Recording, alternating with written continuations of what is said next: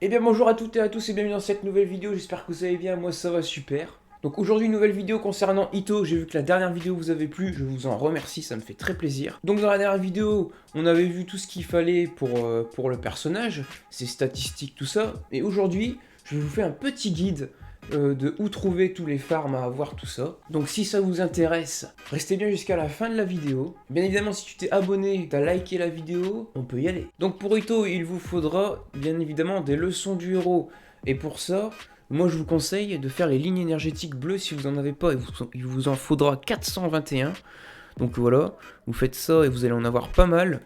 Vous pouvez en faire en illimité, ça ne craint rien. Il faut juste avoir beaucoup de résine par contre. Ensuite, pour les moras, il vous faudra plus de 7 millions de moras. Donc pour ça, c'est exactement la même astuce. Je vous conseille de faire les fleurs énergétiques jaunes qui eux rapportent des moras, vous voyez.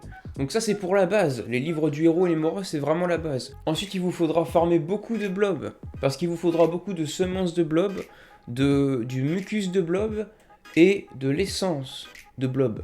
Donc pour ça les amis c'est très simple. Vous allez dans votre roue d'action finalement hein, et vous allez sur le petit carnet qu'il y a juste ici.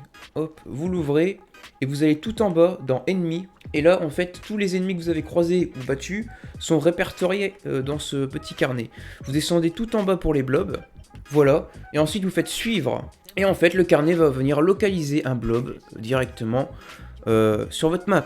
Et ensuite, vous n'avez plus qu'à aller chercher le blob, le tuer et faire ça en boucle jusqu'à temps que le carnet n'arrive plus à localiser de blob près de vous. Si vous voulez relancer l'astuce, il va falloir attendre 10 heures. C'est tous les 10 heures que ça se recharge en fait. Donc en semences de blob, il vous faudra un total de 36 semences de blob pour les aptitudes et le montée de niveau. Si vous voulez juste faire la montée de niveau, ça sera 18. En mucus de blob, il vous en faudra 96. Encore une fois, c'est 96 au total avec les aptitudes dedans. Si vous voulez juste monter le personnage, il vous en faudra 30. Et le dernier concernant les blobs, c'est l'essence de blob. Il vous en faudra 129. Encore une fois, aptitude et montée de niveau compris. Si vous voulez juste le monter de niveau, il vous en faudra 93. Ensuite, pour les scarabées, c'est très simple. Il y en a un peu partout dans la map, mais exclusivement à Inazuma, bien évidemment. Donc il faut d'abord faire toute l'histoire principale, ou tout du moins avoir débloqué la map d'Inazuma pour avoir accès à ces petites bestioles. Une fois que vous avez accès, ou si vous avez déjà accès à la map d'Inazuma, il y en a un peu partout sur la map. Alors bien évidemment, je vais pas vous laisser comme ça. Je vais sortir une vidéo sur ce sujet-là dans 2 jours. Donc bien évidemment 2 jours après la sortie de cette vidéo, histoire que vous l'ayez un minimum vu et que vous sachiez qu'une vidéo à ce sujet-là va sortir. Donc bien évidemment les scarabées, et si vous connaissez déjà des spots, il vous en faudra 168. Ensuite en cristaux géo, il vous en faudra 1 en vert, 9 en bleu, 9 violet et 6 légendaires. Donc bien évidemment, il va falloir quand même pas mal de cristaux, ne serait-ce que pour les synthétiser tout ça, pour réussir à avoir les 6 légendaires et les 9 violets. Le reste est assez facile à trouver, mais quand même, il vous faudra quand même farmer. Donc là, plusieurs astuces s'offrent à vous. La première, qui est mon conseil bien évidemment, je vous conseille de farmer l'hypostas géo, qui se situe juste ici. Il rapporte des pierres vertes, bleues, violettes et légendaires. C'est tout ce qu'il vous faut. Donc je vous conseille de vous le faire, le farmer en fait, tout simplement.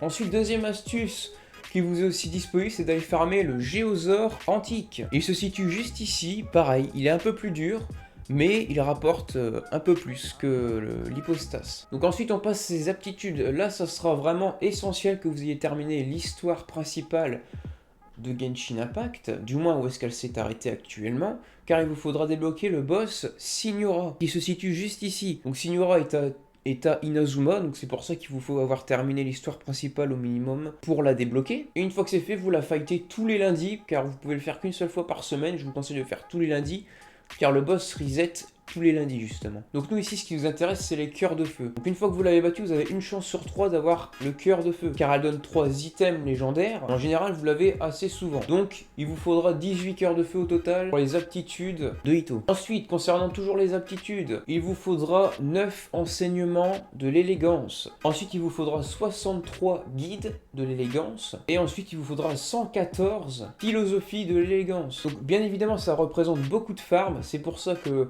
je vous invite à le faire dès que le donjon est disponible, c'est-à-dire le vendredi, le mardi et le dimanche. Donc le donjon se situe juste ici, à côté d'Inazuma. Donc ensuite, toujours concernant les aptitudes, je vous conseille de farmer les couronnes si vous voulez passer votre Itto triple couronné, donc toutes ces aptitudes niveau 10, il vous faudra 3 couronnes au total. Pour ça, si vous avez débloqué la map d'Inazuma, je vous conseille de farmer le cerisier sacré. Donc le cerisier sacré, il est juste ici.